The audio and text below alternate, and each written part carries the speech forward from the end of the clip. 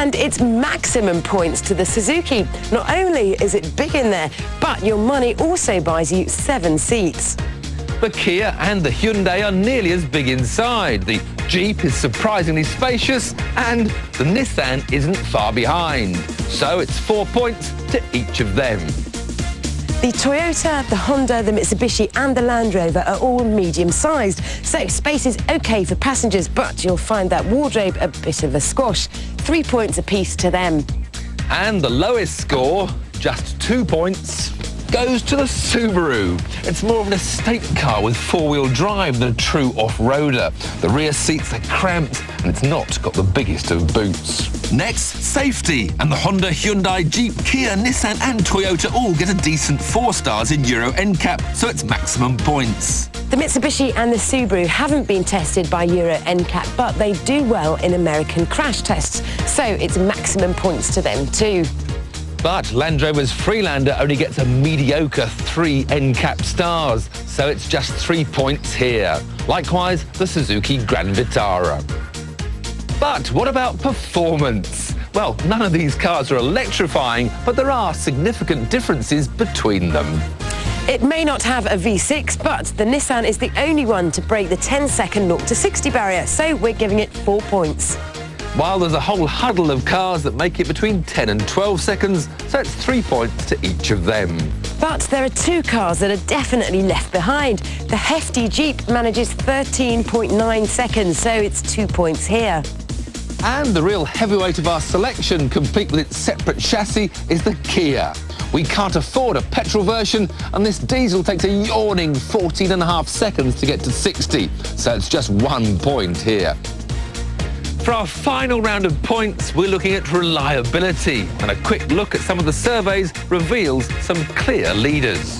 Toyotas, Hondas and Hyundais seem to top the reliability lists, so it's 5 points to them. Nissan, Subarus and Suzukis are good, but they can't quite match the impeccable behaviour of our leaders, so it's 4 points to them. Mitsubishi's fare somewhere in the middle, as do Kias and Jeeps, so 3 points. But Land Rover still struggle to keep their cars together, and surveys rate them poorly for reliability. We know Land Rover are working hard on quality, but we have to be circumspect. 2 points. So the final table shows it's the Nissan and Hyundai, followed by the Honda and the Toyota, that go through to our next driving round, and one of them will be our champion. Now, on fifth gear, we've highlighted in the past that 4x4s with a higher centre of gravity can be more likely to roll over. So, how sure-footed will our top quartet feel when I take to the test track and Vicky heads out for the open roads?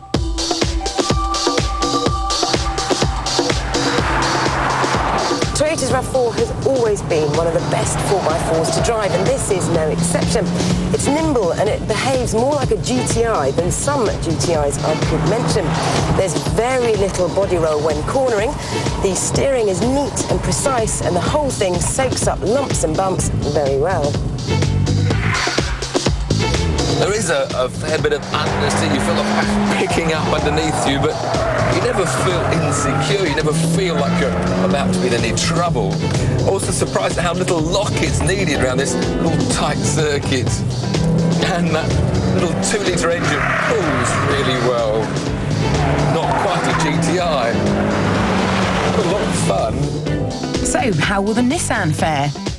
Compared to the nimble RAV4, this X-Trail feels like a bus to drive. However, the engine is surprisingly athletic once you give it its head.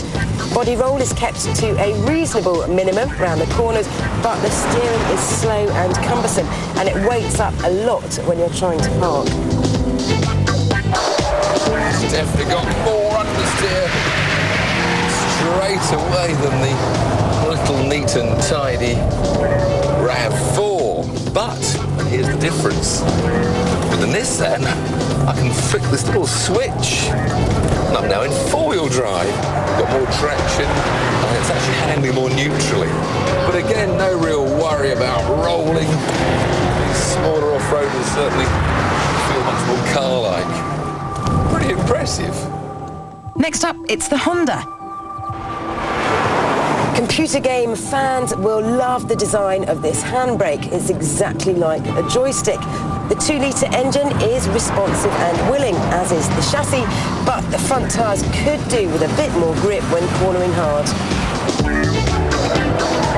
Straight away, we're not nearly as happy as we were in either the Toyota or the Nissan. Huge amount of traction problems. Now, the Honda, of course, doesn't have all those four-wheel drive tweaks. It's mainly a front-wheel drive car with power going to the rear end only when the front starts spinning. Jensen Button maybe ought to get on pole, but I don't think this Honda will. And finally, the Hyundai. If big and rugged is your idea of an off-roader, then the Santa Fe will fit your bill. The steering wheel is huge, and it's also got a pretty poor turning circle, which means low-speed manoeuvres will take a bit of time. The V6 engine isn't the silkiest on the market, and it only comes coupled to an automatic gearbox, though there is a semi-automatic mode for the enthusiastic driver. What a shame we haven't got a manual. I think this Hyundai might be giving the others a run for their money if it had. What I really need is to get first gear so the lusty V6 can punch us out. The only problem is that it's got a 15 horsepower, even more than the Nissan. It weighs an extra 200 kilos, and you can feel that weight under braking and in the body rolling cornering.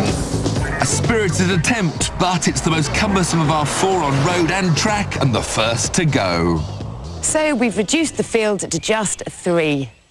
And we'd happily recommend any of these as excellent buys. But only 2 can go through to the final round, so we have to say goodbye to the Honda.